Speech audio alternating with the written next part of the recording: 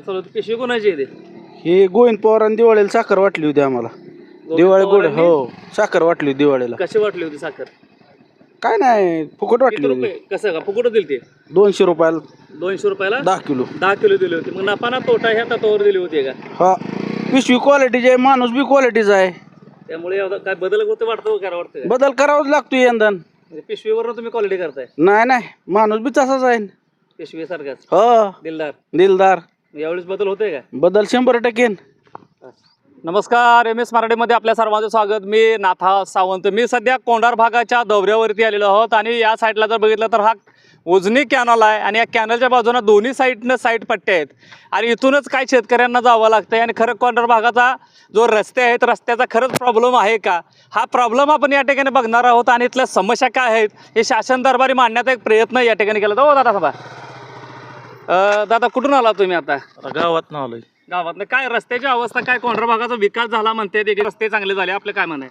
अहो त्यांना एक खड्डे दावा एखाद झाला का खड्डा आहे का खड्ड्यात रस्ता आहे कळा नाही. बर मग कोणी संजय पटेल असो नाही तर शिवाजी पटेल असो विकासाला महत्व, जिकडे विकास तिकडे मतदान. काय काय विकास झाला आणि काय खड्डे कुठे कुठे पडले? आता मला वय आहे माझं 36-37. मी आमच्या ग्रामसभेत 3-4 वेळा म्हणणं म्हणलं की रस्ता बघा तुम्ही तर आला आहे रस्त्याने. आता ह्या रस्त्याने तुम्ही रस्त्याची परिस्थिती बघितली. माझ्यापाशी मोबाईलवर शूटिंग आहे.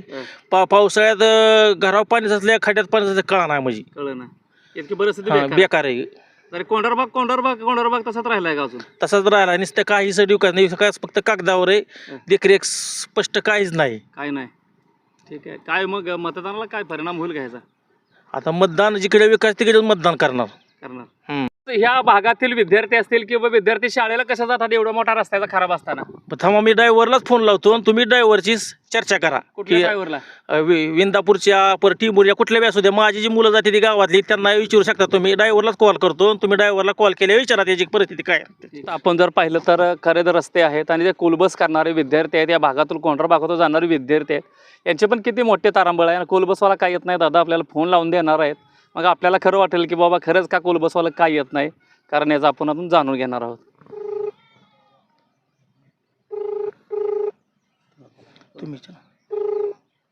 हॅलो. हा दादा इकडे कुलबस येत नाही या भागामध्ये, काय प्रॉब्लेम काय? अहो सर वर रस्ता लय खराब आहे. वर कुठं? कॅनल पटेला खालनं वर चढताना. बर मग त्या विद्यार्थ्यांना काय त्रास होतं का? तुमच्या काय गाडीचं नुकसान होते? गाडीचं नुकसान होतंय म्हणजे पाट जर तुटलं तर गाडी तिथंच थांबते. बर परत दुसरी गाडी बोलवायची. परत अर्धा पाऊण तास शाळेत जायला उशीर. दुसरी गाडी हाय का नाही मग त्या दिवशी सुट्टीच पडते पोरांची. बर असं किती वेळा घडलंय का तुमच्या बाबतीत? 4 वेळा घडले. 4 वेळा घडले गेल्या वर्षी 4 वेळा पाट तुटलं. त्या पोरांपेक्षा ते पाटालाच पैसे जास्त जातात सर. असं आहे का? हा ठीक. तर आपण ऑन कॉल आपण या ठिकाणी जोडलेला होता. जो बसचे ड्रायव्हर होते त्यांनी सांगितलं की किती वेळा प्रॉब्लेम झाला. मग या नेते मंडळीने नेमकं करतात तरी काय, हाचा प्रश्न सगळे येथील कोंढार भागातील नागरिक करत आहेत.